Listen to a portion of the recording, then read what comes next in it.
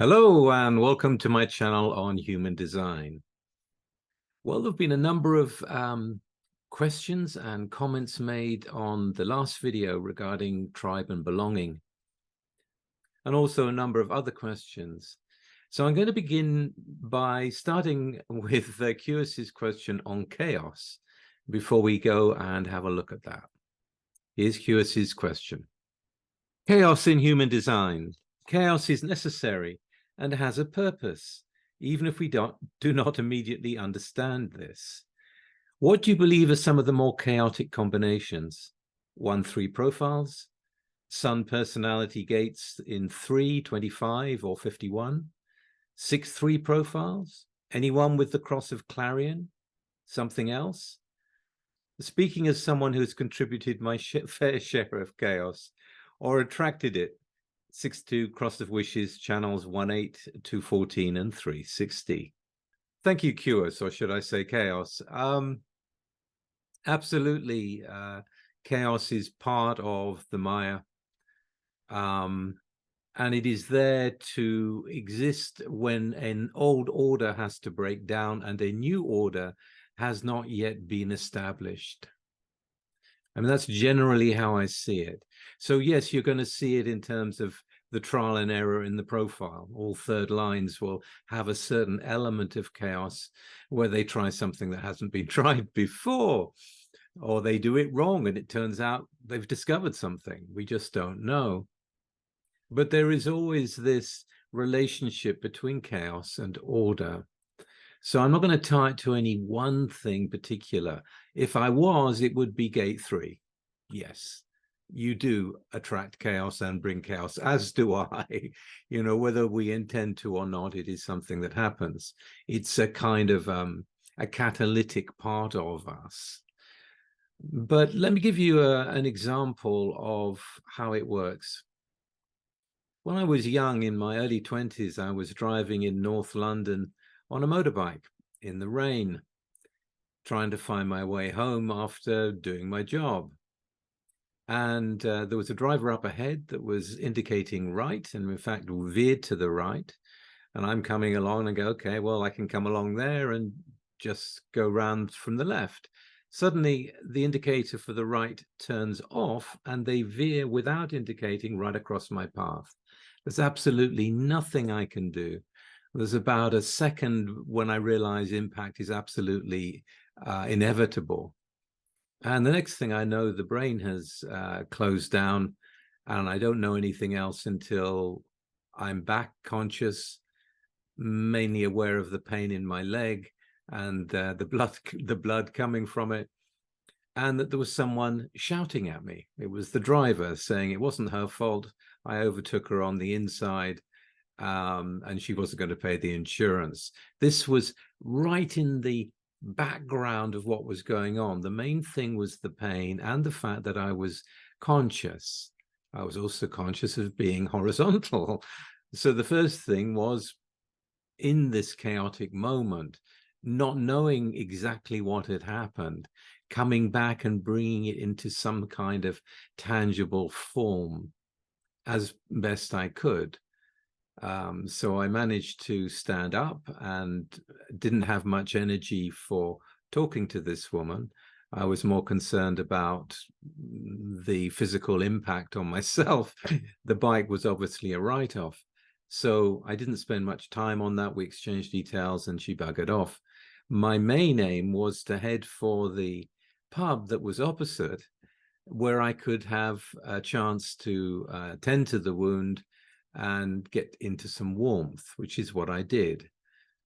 So my own 731 leading me into the next step is part of who I am. And having done that and sitting down enjoying a nice Guinness, having phoned a friend to come and pick me up, so that was handled, and I managed to take in the aftermath of the chaos, the new order that had come about, that I was warm, that I was grateful for being alive without any major injuries. And it was a wonderful moment. It was a beautiful moment. I felt so grateful. And the material chaos of sorting out my life without any means to travel at the time sorted itself out. You know, I adapted to the circumstances, as we do. But the chaos brought something new to me. It brought a new experience, a new perspective. Also, the strength that I had to actually get there and sort myself out was very empowering. And it kind of showed me that I could get through such things on my own and do the necessary things. So there was many things that I learned from that. I would not change anything, by the way. I wouldn't change a thing about it. I can't remember exactly what happened with the insurance or whatever. It doesn't really matter. The main thing is another order comes in. It's the same thing when logic breaks down. So one would expect if someone's veering to the right and indicating right, that they will go right. You know, that's the logical thing. But life isn't always logical. You know, other things can suddenly happen and logic fails. So chaos is also there when logic fails. You know, when you have to find your way. And it calls on something that is very existential in us if it happens to us. And it's at that point that you really get what it's about. That it's not about the chaos. It's about you coming to meet it and survive it and move into a new order. Now, depending on what that is, that new order can be artistic, it can be mathematical, it can be philosophical, it can be emotional, it can be all kinds of things. We don't know. All we know is that chaos will precede order, and order will come after the chaos in one way or another. That is in the mechanics. So have a close look at the third gate and think about it, and think about what it's there for, and acknowledge that it is a power, that it is the power to be able to bring change, to bring something new, and it will always be there. So I hope you enjoyed my my little story there. Now let's get into the sense of belonging that we talked about last time with the questions that came up. So Waking the World writes, I'm tribal too, so family is important. But due to our changing world, my opinions and activism, I've been alienated from them for decades. Yes, I visit regularly and I have a good time at a superficial level, but I have to steer clear of any contentious subjects. I feel like a stranger, and this has always saddened me. Thankfully, one of my 4 kids began coming around to my way of thinking, so I have one ally. How do I deal with this, though? Just let it go? Now, Jean commented to Waking the World, are you talking about human design? I don't have anyone in my life who knows about human design or wants to. At times, it's unbelievably lonely. I've just had to accept that I don't need an aware community to be correct. Life still comes at me with things to respond to, but it's disappointing. I have a right angle cross, and apparently right angles are here to experience life for themselves with no need to share it with others. I'm very tribal, so the contradiction is strange to me. In my mind, I have to share it. Waking the World replies, yes, in the sense that tribe is my circuit, yet haven't felt part of my family tribe for ages. Most of them don't give a monkeys about human design either. It's like being an alien in your own family. It hurts. I'm a right angle cross as well. So, yes, this is part of the path. It's part of any path when, you know, you find yourself drawn to something that is meaningful for you and you cannot get your family or your loved ones to really take part in the enthusiasm or the focus that you have about it. And yes, it does feel sad. It feels like, they, you know, if only I could share it, they would gain so much. It would be so wonderful. But the truth is that it doesn't work that way. You know, the truth is that if the world that you're moving into through human design is opening up your life for you. It's opening up your life. It's not opening up their life. They're not at a point where they can embrace such radical, heretical guidance. And that is often the case. You know, people are so busy just trying to stay alive, just trying to deal with the everyday things. And if they don't get the sense that there has to be more, then they're not looking for it. They're just dealing at that level. And a lot of people are. And my advice is to do what you're doing, to do the best you can. And if there's an opportunity where there is an opening where you can bring something of that light to them, then fantastic. But otherwise not. And yes, it can be sad, it can be tragic. So much unnecessary suffering because people are lost in the not self. But they have to be ready to move out of it. They have to see that they're conditioned. You have to approach them without judgment and show them in the best way that you can. And that doesn't always work. You know, maybe they have to go through some chaos. Maybe they have to meet a wall they cannot climb. Maybe they have to endure some shock that was unexpected in order for them to see that there is more to this life than the way that they are living it. It is not your job. There's nothing you can do. And often it's the case with family. You know, it just is. You know, you were born into a family, but you are unique. And if that uniqueness is showing itself and you're using human design to become more acquainted with it and to embrace it, then that is your path. It is not theirs. It could be, but only if they're open to it. So you have to deal with it in the way that you deal with it. And that will mean naturally not having so much contact. I mean, how can you? The conversations are that they want to have are not meaningful for you. They seem trivial by comparison. They're boring. You know, you can't take it in anymore. You can't be what you were before human design. You're getting back. It's very difficult to get back into that same mindset you had before. In fact, I don't think it's possible. So you have to accept that. You are separated now from that level of thinking, from that level of living. And you're doing your best to find your way to be in your own flow as correct as you can. That's not their dilemma. They don't care about it. It's just the way it is. Art in all things adds something else to the conversation. Yeah, it's probably difficult to navigate life's challenges differently in more set ways, especially later in life, even later in the 7-year deconditioning process. Bumps in the road, especially where we feel naturally obligated to be of service to our community with the very best intentions, but our energy isn't there for it. I know this well. And that's really the other side of this. You know, when you find something like human design that is so valuable for you, and you try to play the game the way you used to play it, there's no energy in it.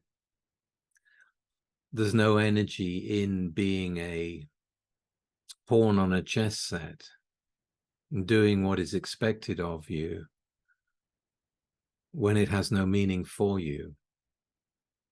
And you can try it, and people do, and I have. You know, to begin with, you go, well, got to carry on as normal. Well, you can't because there's no energy in it.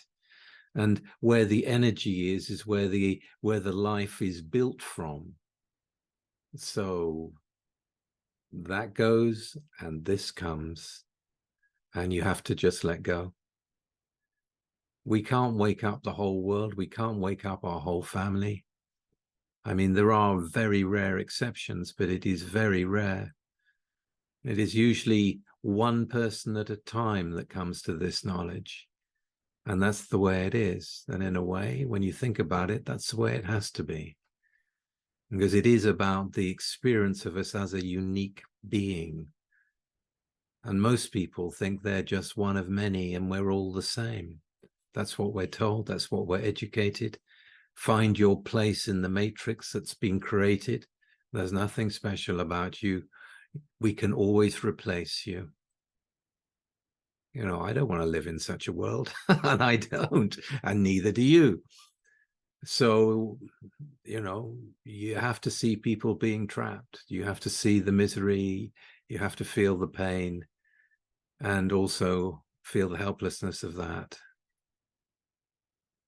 Ra often said, human design is not for everyone. And you need to accept that human design is not for everyone. But it is for those lucky ones of us who have discovered it. So let's just be grateful for that, eh? Thank you for sharing that conversation, you two. I really appreciate it. And the final question is from a Splenic Manifestor. Hi, Richard. I'm a 6'2" Splenic Manifestor with only collective channels in my design.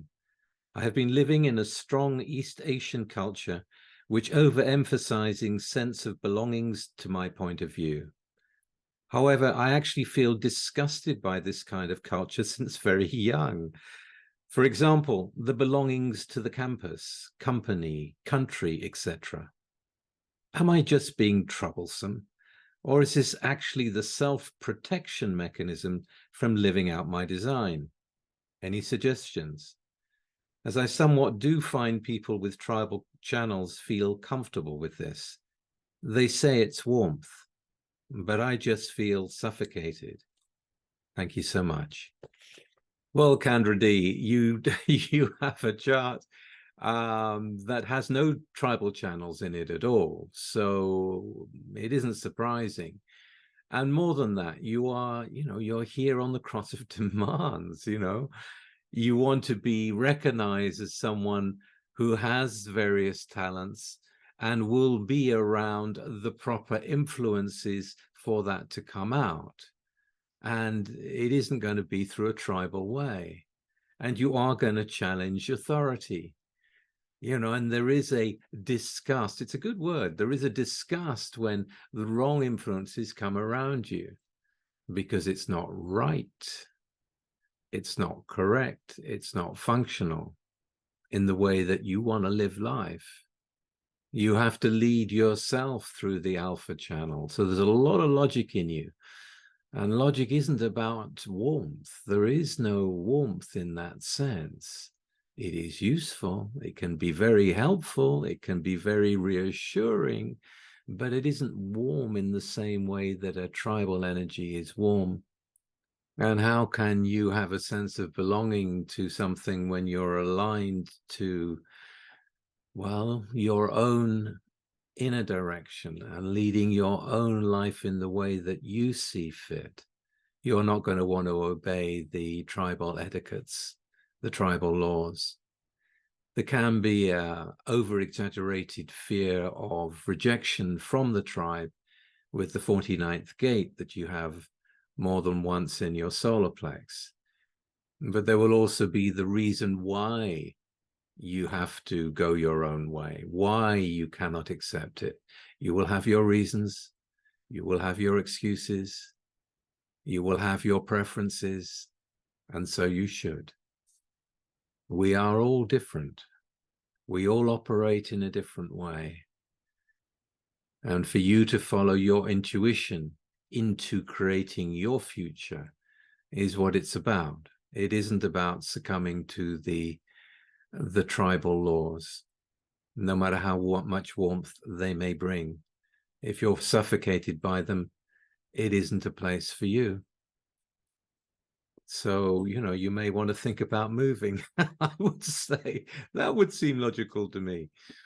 If the environment doesn't work for you, if the people around you are not the ones to recognize what you can bring, then it's best to move on. At least that's my third line view. I trust you will at some point be in an environment that isn't as irritating for you as the current one. All right, viewers, I hope you've enjoyed this. And if you have, please like, share, and subscribe. And I'll be back again very soon with something completely different. See you then. Bye for now.